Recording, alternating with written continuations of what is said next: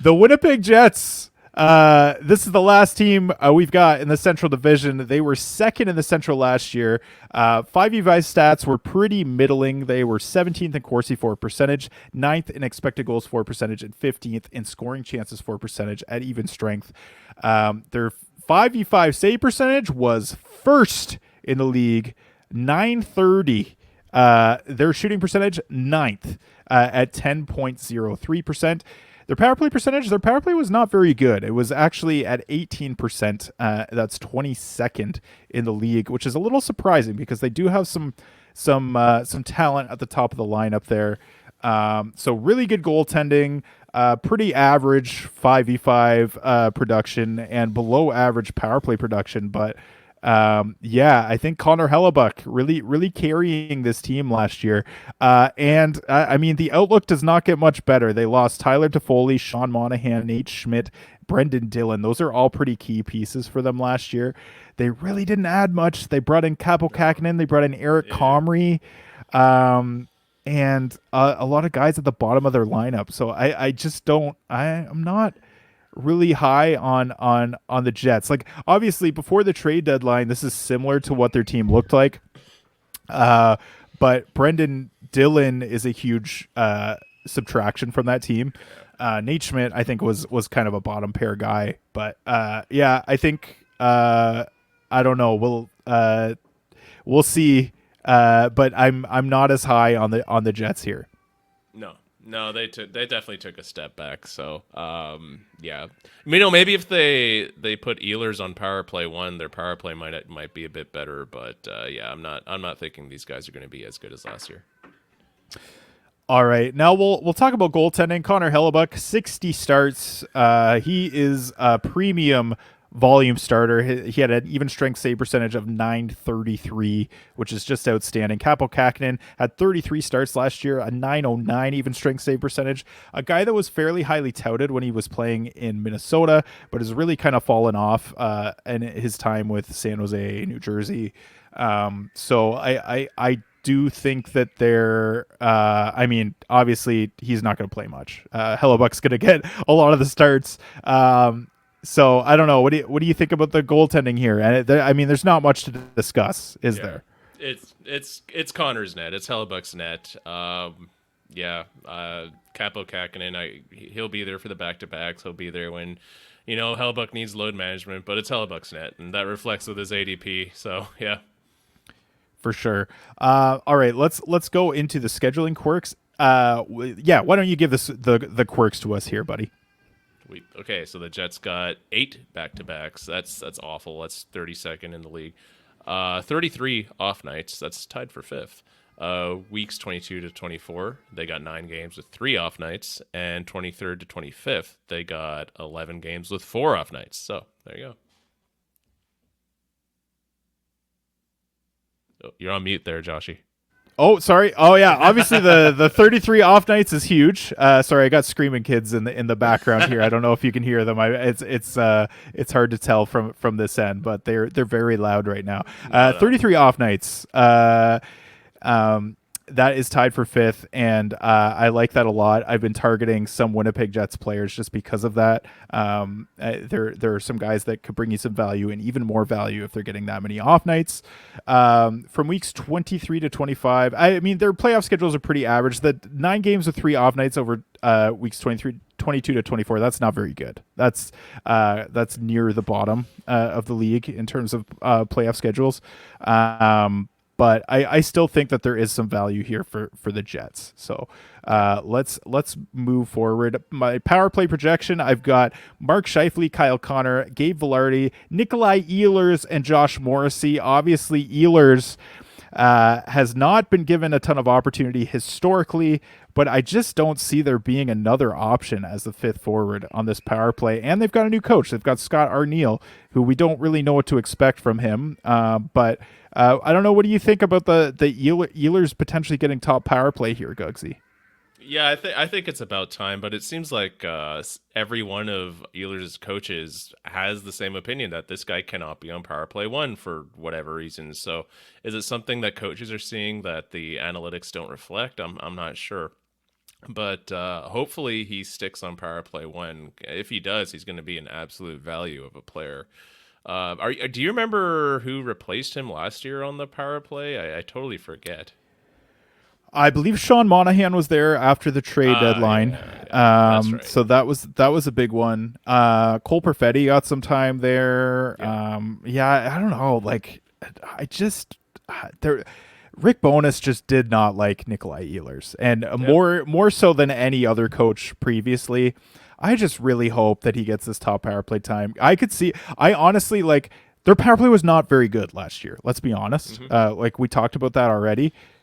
I think Ehlers could take this power play over the top. Like, he could make a massive difference, and that is a game changer for them. Yeah. So I don't know, man. Like, I just don't know what to.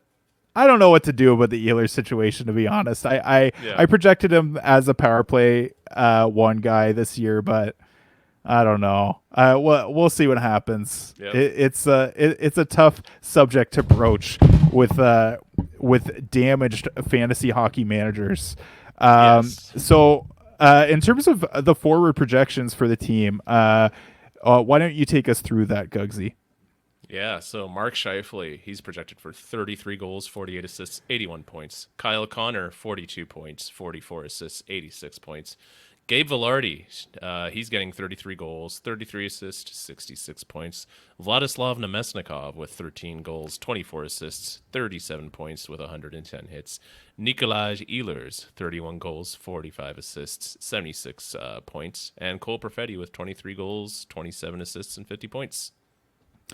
Yeah, so the 76 points for Nikolaj Ehlers, that, like I said, I haven't projected on the top power play. But yeah, there's the huge caveat that no one has ever let him play on the power play for an extended period of time. So we will see what happens there. But I just think with the lack of talent below him, and Cole Perfetti just being young and unproven, I could see him being a guy that could potentially get on there at some point.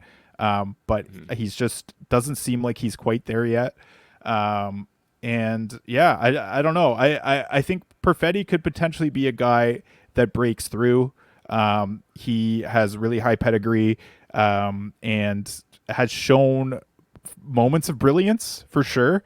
But again, he's another guy that really got shafted by Rick Bowness in the past year. So it'll be interesting to see how they deploy him as well. I have him to playing in the top 6 on the wing with Ehlers and Nemesnikov, but I don't know. We'll see what happens there.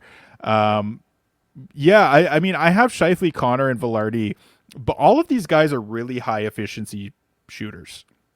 So I have their even strength on ice shooting percentage being really high just because they're all very efficient. So their point projections are a little bit high accordingly. So I'm a little bit higher on some of these guys than Nate and Blake were, and that's the reason. I just think that they have proven that they're really high efficiency dudes, and I'm pretty excited about all of them. Let's talk about the defense. Why don't you walk us through Morrissey and Neil Pionk? All right, Josh Morrissey. He got him projected for 11 goals, 56 assists, 67 points with 103 blocks. Neil Pionk was going to get 5 goals, 26 assists, and 31 points with a whopping 193 hits and 120 blocks. Yeah, I mentioned Josh Morrissey earlier in the episode. I'm pretty high on him. I do think that he's kind of proven that he's their number one guy and he can produce at that level. 67 points is pretty huge for a defenseman. 103 blocks as well. Doesn't hit a ton, but I am pretty comfortable picking him in the range that he's being picked at, which is in Yahoo it's right around 52. So in Yahoo it's 51.8, and Apples and Ginos it's 52.1. So everyone's really on the same page there with Morrissey. So I'm pretty comfortable taking him there. Neil Pionk is just kind of a straight banger with a little bit of offensive upside. But really, unless you're in a Bangers Cats, I don't think that I'm really thinking about Neil Pionk too much. My sleeper for this year is Gabe Vilardi. I think that if he can play 82 games, this guy is going to get primo deployment. He's shown in small sample sizes that he can be really efficient. And yeah, I just like his situation with Scheifele and Connor. So yeah, he's actually my top target. So Gabe Vilardi, his Apples and Ginos ADP was 126. In Yahoo, it's 171.6. That's great value for a guy that is center right wing eligible. I think he's only right wing eligible in Yahoo, but even so, right wing, as we have mentioned many times, is a position of scarcity. So I really like that. And with all the off nights, even if he's your third right winger, you're probably still getting him into the lineup a good chunk of the time, maybe more than some other guys. So that's a guy that you could potentially reach on even.